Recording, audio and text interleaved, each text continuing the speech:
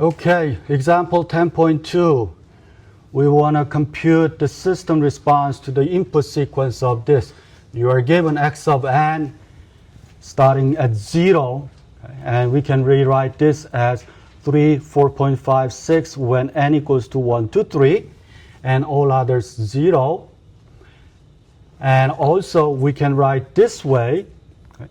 So the delta n minus 1, we have when n equals to 1, we have the amplitude of 3, 4.5, 6 for n equals to 2 and n equals to 3. Now we need to do the convolution using 3 different methods. The first method is using the definition. The definition, we have x of k times h of n minus k.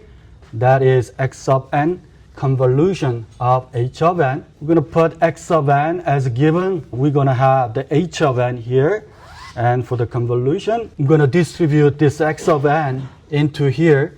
So we have 1 over 3 times x of n convolution delta n, x of n convolution delta n minus 1, x of n convolution delta n minus 2. We're going to use this definition for the convolution with the delta function. We're going to take the inside of the bracket into bracket of x.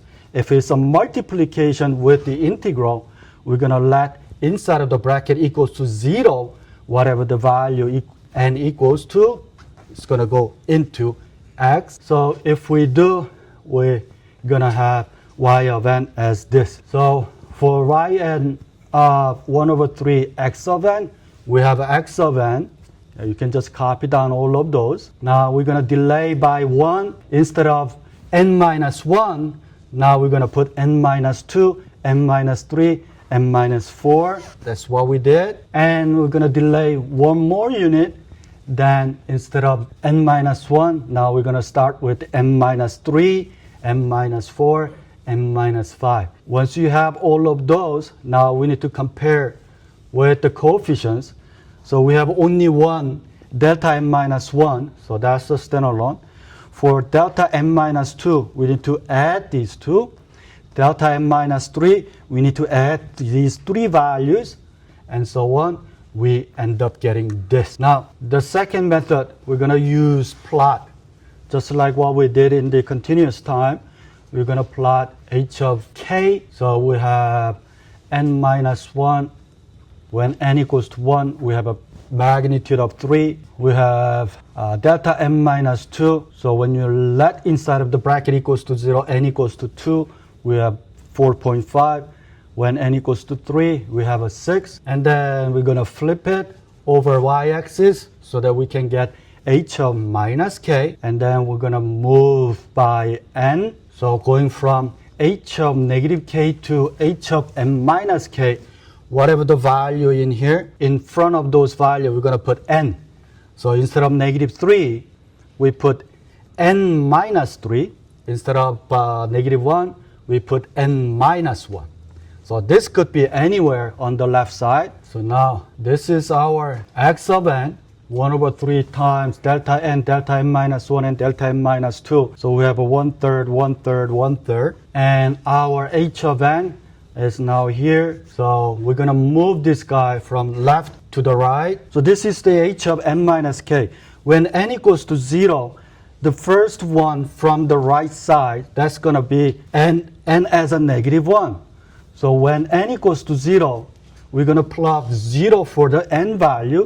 Therefore, these 3, 4.5, and 6 will be placed on the negative 1, negative 2, negative 3. Make sense? Since they are not overlapping with x of n, we have 1/3, 1/3, 1/3 starting from 0. So I'll put y of 0, as you said, because the n equals to 0 is a 0. And then when n equals to 1, now, if you put this n as a 1, we're going to getting into 0. So at 0, we have overlapping with the 1/3 and 3. So we need to multiply 3 times 1/3, which is 1.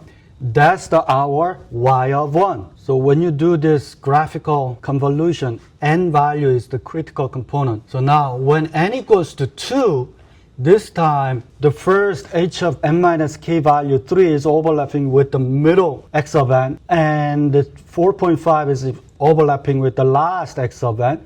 So now we have a 2 overlapping. 3 times 1 over 3 plus 4.5 times 1 over 3. So y of 2 value is 2.5. That's how you get. And if you push one more time when n equals to 3, all of those 3 are overlapping. So we have 3 times 1 over 3, 4.5 times 1 over 3, 6 times 1 over 3. So that's 4.5 as our y of 3 values. When n equals to 4, the first one is getting into 3, and we don't have any overlapping. So now we have only these 2 overlapping, 4.5 times 1 over 3, 6 times 1 over 3. Finally, n equals to 5, we have only one 6 times 1 over 3. After that, there is no overlapping. So those are the 1, 2, 3, 4, 5 values. When n equals to 0 or below, they are 0. If n equals to greater than equal to 6, then it's going to be all 0. So now we need to list all of those and plot it. Either we can do this. Since n equals to 0 is 0, right? N equals to 0 is 0. So I'm going to put 0 dot dot dot and 6 dot dot dot first. And then you're going to find the value of 1, 2.5, 4.5, 3.5, and 2. So if I ask you to plot y of n, this should be your answer after you do all those convolution by graphical method. Now, for the table method, let's work on method number 3 using table. You are given x of n, h of n is the same value. And the first thing you want to do for the table method is going to be very straightforward, but you need to align the 0 first. I don't have 0 value here. Still, you want to do the 0 value for x of n as vertically. And horizontally, we're going to plot the h of n. So what's the h of n? 1/3 for 0, 1/3 for 1, 1/3 for 2. That's what I wrote. 0, 1, and 2. And vertically, we're going to copy down the value for x of n. When x of n is 0, 0, and then when n equals to 1, we have a 3, n equals to 2, 4.5, n equals to 3, we should have 6. Now what we need to do, so once you align this h of n, x of n, now I'm going to multiply this x of n to this h of n. 0 times all of this is 0, so just simply put zeros there. Now 3 times 1 over 3 is 3 times 1 over 3, 3 times 1 over 3, that's going to be all 1s. 4.5 times all of those, 1.5, and the 2, that's the easy part. Now, you need to really be careful to write the answer. So watch here. We align 0 and 0, right? So you're going to draw line 0 to 0, and diagonally, this value is our y of 0. And the next one, y of 1, is going to be these 2. The y of 2, these 3. Y of 3, these 3. So when you add all of those values, we end up getting 0, 1, 2.5, and then 1 plus 1.5, 2, which is 4.5, 3.5, and 2. That's exactly what we get.